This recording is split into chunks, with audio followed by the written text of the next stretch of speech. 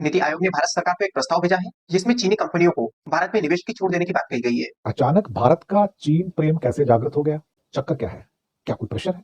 क्या रशिया का प्रेशर है? या फिर अचानक भारत के अंदर सप्लाई चेन में जो रुकावटें हुई हैं, जहां एप्पल के पार्ट्स आने बंद हो गए, मशीनरी पार्ट्स आने बंद हो गए, उनके इंजीनियर्स वापस चले गए, भारत का फर्टिलाइजर इंपोर्ट रुक गया, भारत में टनलिंग मशीन आनी रुक गई, भारत के अंदर रेयर अर्थ आना रुक गया, तो भारत की तो इंडस्ट्री ठप होने पे आ गई है। इस वक्त जानकारी दे रहे हैं हमें NITI Aayog has proposed that Chinese companies can take a stake of up to 24% in an Indian company without any security clearance. We're also learning that the proposal is being discussed by government ministries and the final decision will be made by political leaders. Sources also confirmed to us that the Indian government's top think tank has proposed easing rules that require extra scrutiny for investment by Chinese firms. अब यहाँ पे नीति आयोग ने यह तर्क दिया है कि भारत में एफडीआई की जो रफ्तार है वो धीमी हो गई है। एफडीआई जैसा कि मैंने आपको बताया, foreign direct investment. NITI Aayog ने कहा है कि निवेश को सरल बनाना जरूरी है, खासकर मैन्युफैक्चरिंग और टेक सेक्टर में। तो भारत और चीन के बीच में तलखियां हैं, शायद उसको कम करने का जरूरत आ गई है और कहीं ना कहीं इस बात की जरूरत महसूस की जा रही है कि अगर नहीं हुआ तो हमारे यहाँ कोई क्रिटिकल टेक्नोलॉजी नहीं आएगी और हमारा पूरा मैन्युफैक्चरिंग कोलैप्स होना शुरू हो जाएगा एकदम से, और 6 महीने के अंदर कोलैप्स हो जाएगा। तब आप क्या करोगे? और हम जानते हैं कि भारत को चाइना से बहुत सारा सामान आयात करना पड़ता है, काफी चीजें चाइना से इंडिया खरीदता है और इसी के चलते फाइनेंशियल ईयर 2024 में इंडिया ने केवल 180 बिलियन यूएसडी का सामान खरीदा और इसी के कारण करीबन 83 बिलियन यूएसडी का जो घाटा है वो इंडिया को सीधे तौर पर हुआ। दोस्तों, अचानक भारत का चीन प्रेम कैसे जागृत हो गया? चक्कर क्या है? क्या कोई प्रेशर है? क्या रशिया का प्रेशर है? या फिर अचानक भारत के अंदर सप्लाई चेन में जो रुकावटें हुई हैं, जहां एप्पल के पार्ट्स आने बंद हो गए, मशीनरी पार्ट्स आने बंद हो गए, उनके इंजीनियर्स वापस चले गए, भारत का फर्टिलाइजर इंपोर्ट रुक गया, भारत में टनलिंग मशीन आनी रुक गई, भारत के अंदर रेयर अर्थ आना रुक गया, तो भारत की तो इंडस्ट्री ठप होने पे आ गई है। ऑटोमोबाइल इंडस्ट्री तो और 2 महीने में 1-1.5 महीने के अंदर ठप होकर बंद हो जाएगी बिल्कुल। जो खास तौर से इलेक्ट्रिक व्हीकल वाली है तो वो तो बिल्कुल ही ठप हो जाएगी, बंद हो जाएगी। और ऊपर से ये जो मीटिंग हुई अभी यहाँ पर, जहाँ आरआईसी को दोबारा से एक्टिवेट करने की बात हो रही है, जहाँ पर आज इंडिया का भी स्टेटमेंट आया कि हाँ, आरआईसी के प्रति हम भी सीरियस हैं, रशिया इंडिया चाइना जो चल रहा है अभी। तो एकदम से आज एक प्रपोजल आता है नीति आयोग का कि चाइना का 24% एफडीआई फैक्ट्रियों के अंदर ऑटोमेटिक रूट से अप्रूव कर दो। अचानक से कैसा ये आया? 2020 के बाद तो पूरे दरवाजे बंद कर दिए गए थे गलवान के बाद तो, और ये अब एकदम से प्रपोजल आता है कि 24% तो इमीडिएट कर दो उसको, बिना किसी रुकावट के। इस वक्त जानकारी दे रहे हैं हमें NITI Aayog has proposed that Chinese companies can take a stake of up to 24% in an Indian company without any security clearance. We're all क्या दुश्मन बनेगा रे तू? क्या दुश्मन बनेगा? कल तक तुम धमकियां दे रहे थे कि चाइना हमारा सबसे बड़ा एडवर्सरी है, पाकिस्तान तो हमारे लेवल का ही नहीं है, हम तो चीन से पंगा लेंगे और चीन को उसकी औकात दिखाएंगे। किसकी शय पर? अमेरिका की शय पर, क्योंकि थापड़ा पीछे से अमेरिका का आता था।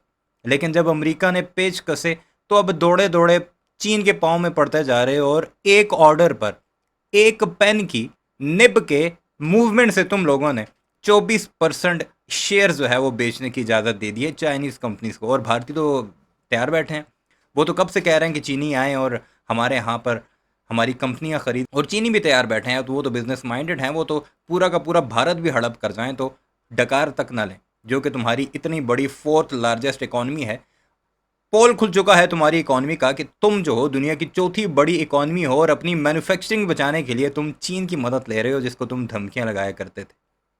मैंने कहा ना, क्या दुश्मन बनेगा रे तू, क्या दुश्मनी निभाएगा? यह है औकात भारतीयों की। सुनते जाइए और शर्म दिलाने की कोशिश करते जाइए उन्हें, लेकिन आनी तो है नहीं, क्योंकि गोबर आर्य अब आपको चीन की तारीफें करता नजर आएगा। कल जो उसके सबसे बड़े एडवर्सरीज थे, आप अब उनके सबसे बड़े पापा बन चुके हैं। also learning that the proposal is being discussed by government ministries and the final decision will be made by political leaders. NITI Aayog ने भारत सरकार को एक प्रस्ताव भेजा है जिसमें चीनी कंपनियों को भारत में निवेश की छूट देने की बात कही गई है। हम जानते हैं कि 2020 के गलवान घाटी संघर्ष के बाद भारत ने जिन देशों की सीमाएं भारत से लगती है, जैसे कि पाकिस्तान और चाइना, उनके निवेश पर सख्त नियम लागू कर दिए थे। तो क्या अब उस घटना के 5 साल बाद भारत इन नियमों को आसान करेगा? यहाँ पे एक बड़ा सवाल बन जाता है। मैं आपको बता दूं कि जून 2020 में भारत और चाइना के सैनिकों के बीच गलवान में झड़प हुई थी, जिसमें हमारे 20 सैनिक शहीद हुए थे और उसके तुरंत बाद भारत सरकार ने एफडीआई के नियमों में बदलाव किया था। एफडीआई यानी कि फॉरेन डायरेक्ट इन्वेस्टमेंट, इसके नियम को भारत सरकार ने बदल दिया था और जो नए नियम बनाए गए थे वो ये थे कि चीन जैसे देशों से गलवान वाले फौजियों का बदला तो ले लिया होगा इन्होंने, जो ये कहते हैं ना कि हम तो अपने एक एक सैनिक का बदला लेंगे, वो सैनिक जो थे 20-25, मुख्तलिफ खबरें हैं, कोई 48 बताता है, चलें इनकी मान लेते हैं 20 फौजियों को मारा था, क्या बदला ले लिया उनका? अब तो तुम डायरेक्ट जो इन्वेस्टमेंट है उसकी इजाज़त दे रहे हो चाइनीज़ को।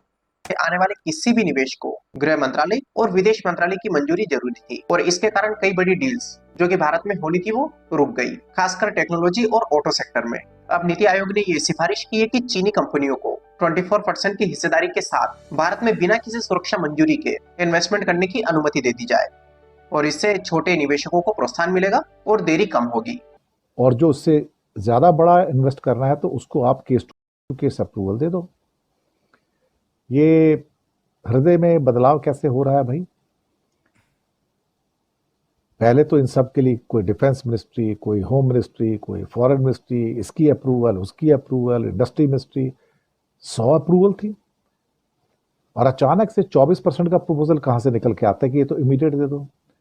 एक तो बात ये है कि इंडिया में एफडीआई बहुत कम हो गई, एफडीआई बाहर ज़्यादा जा रही है, इंडिया में आ नहीं रही है, तो 1% से हम 0% पे आ गए एफडीआई के अंदर। बीवाईडी का विवाद आपको पता ही होगा बिल्ड योर ड्रीम, जो दुनिया की सबसे बड़ी इलेक्ट्रिक कंपनी है, 2023 में उन्होंने $1 बिलियन 8,500 करोड़ इंडिया में डाल लेते, नया यूनिट लगाना था तेलंगाना के अंदर। वो भारत ने परमिशन नहीं दिया, टेस्ला को दे दिया, टेस्ला आ गया, स्टार्ट हो गया। तो अब इंडिया को लग रहा है कि भाई अमेरिका तो भारी पड़ रहा है, और रशिया ने भी कहा कि तुम कर क्या रहे हो, अल्टीमेटली लड़ क्यों रहे हो आपस में। और हो सकता है चाइना से कहो तुम सप्लाई चेन के द्वारा जो तुम्हारी चीज़ें जानी उनको दो, और इंडिया से कहा होगा तुम परमिशन दो उसको की फैक्ट्री लगने की, तुम क्यों बंद करते हो। हमारे 300 जो लोग थे यहाँ पे इंजीनियर्स, वो भी वापस चले गए एप्पल से, फॉक्सकॉन से। तो भारत और चीन के बीच में तलखियां हैं, शायद उसको कम करने का अब जरूरत आ गई है। और कहीं ना कहीं इस बात की जरूरत महसूस की जा रही है कि अगर नहीं हुआ तो हमारे यहाँ कोई क्रिटिकल टेक्नोलॉजी नहीं आएगी। अब यहाँ पे नीति आयोग ने ये तर्क दिया है कि भारत में एफडीआई की जो रफ्तार है वो धीमी हो गई है। एफडीआई, जैसा कि मैंने आपको बताया, foreign direct investment. NITI Aayog ने कहा है कि निवेश को सरल बनाना जरूरी है, खासकर मैन्युफैक्चरिंग और टेक सेक्टर में। अब बड़ा सवाल यहाँ पे ये बनता है कि नीति आयोग ने इस वक्त ये सिफारिश क्यों की है, ये प्रस्ताव नीति आयोग अभी क्यों लाया है। तो गाइस, मैं आपको बता दूं कि कोरोना और रशिया यूक्रेन युद्ध के बाद पूरी दुनिया में एफडीआई घटा है, भारत में भी फॉरेन डायरेक्ट इन्वेस्टमेंट काफी कम हुआ है। और फाइनेंशियल ईयर 2021 में जहां ये निवेश 43.9 बिलियन यूएसडी था, नोट करिएगा 43.9 बिलियन यूएसडी 2021 में ये एफडीआई था, वही फाइनेंशियल ईयर 2024 में ये घटकर केवल 353 मिलियन यूएसडी रह गया। पहले था ये 43.9 बिलियन यूएसडी और अभी रह गया 353 मिलियन यूएसडी। और हम जानते हैं कि भारत को चाइना से बहुत सारा सामान आयात करना पड़ता है, काफी चीजें चाइना से इंडिया खरीदता है, और इसी के चलते फाइनेंशियल ईयर 2024 में इंडिया ने केवल 180 बिलियन यूएसडी का सामान खरीदा, और इसी के कारण करीबन 83 बिलियन यूएसडी का जो घाटा है वो इंडिया को सीधे तौर पर हुआ। हालांकि गवर्नमेंट की तरफ राष्ट्रीय सुरक्षा से जुड़े जो लोग हैं वो चिंता में है कि अगर चीनी कंपनियों को ढील दी गई तो इससे ये जो फैसला है ये जोखिम भरा हो सकता है, इससे भारत की जो सुरक्षा है उसमें दिक्कत आ सकती है।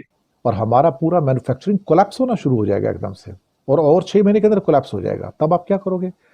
उसमें आपके मेडिकल इक्विपमेंट्स हैं, आपकी विंड मशीन्स हैं, इसकी सोलर सिस्टम्स हैं, उसके अंदर आपके मिसाइल सिस्टम्स हैं, आपके रॉकेट्स हैं, आपके सैटेलाइट्स हैं, साथ में आपके घर के जो इलेक्ट्रॉनिक और इलेक्ट्रिकल इक्विपमेंट्स हैं, आपकी ऑटोमोबाइल सेक्टर्स हैं, ये सारे के सारे रुक रहे हैं और इसका नुकसान बहुत भारी है। रोबोटिक्स अलग से।